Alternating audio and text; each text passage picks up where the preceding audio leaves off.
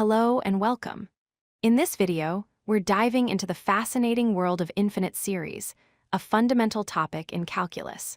We'll explore what it means to sum an infinite list of numbers, a concept represented by the expression sigma from n equals 1 to infinity of a sub n. Before we can understand a series, we first need to understand what a sequence is. A sequence is just an ordered list of numbers. We call these numbers terms, and each one is labeled by its position in the list, like a sub 1, a sub 2, a sub 3, and so on. For instance, if our rule is a sub n equals 2 times n, the sequence would be 2, 4, 6, 8, and so forth. Now, what happens if we take a sequence, and instead of just listing the terms, we add them all up? That's exactly what a series is. An infinite series is what you get when you try to add up the terms of an infinite sequence. We're no longer looking at a list of numbers, but at the single value that comes from summing them all together.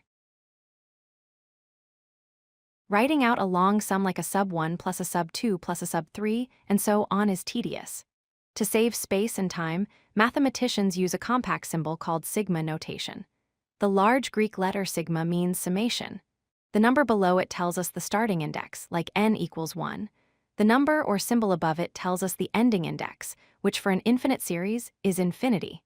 The expression to the right of the sigma is the rule for the terms we are adding. It's impossible to literally add an infinite number of terms one by one. So how can we find the sum? The key is to look at partial sums. The first partial sum, s sub 1, is just the first term. The second partial sum, s sub 2, is the sum of the first two terms. The third is the sum of the first three, and so on. By doing this, these partial sums, s sub 1, s sub 2, s sub 3, create a brand new sequence of their own.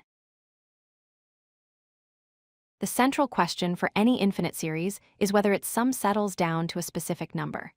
The sum of an infinite series is formally defined as the limit of its sequence of partial sums. If those partial sums approach a single, finite number, we say the series converges, and that number is its sum. If the partial sums don't approach a single number, maybe they grow to infinity or just bounce around, then the series diverges and it has no sum. Let's look at a famous convergent series. The sum from n equals 1 to infinity of 1/2 to the power of n. This is 1/2 plus 1/4 plus 1/8, and so on. The first partial sum is 0.5. The next is 0.75, then 0.875, then 0.9375. You can see these values are getting closer and closer to 1. Therefore, this series converges, and its sum is 1.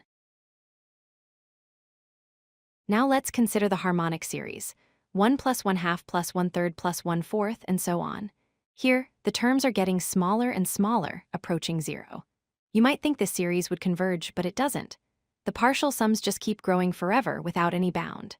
The sum s sub 1 is 1, s sub 2 is 1.5, s sub 4 is about 2.08, and s sub 1000 is already around 7.48. Because the partial sums never stop growing, the harmonic series diverges. There's a very useful initial check we can perform on any series, called the nth term test. The rule is simple. For a series to have any chance of converging, its terms must be heading toward 0. So, if you take the limit of the terms a sub n as n approaches infinity, and that limit is not 0, the series absolutely must diverge. But be very careful. If the limit of the terms is 0, this test tells you nothing at all.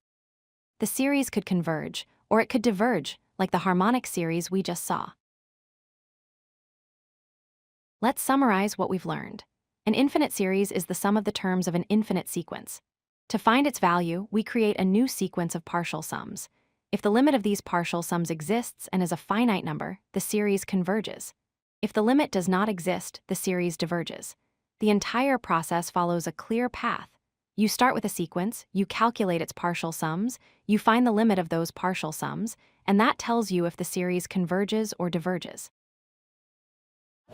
If you like this video, hit that like button and don't forget to subscribe. Visit codelucky.com for more such useful content.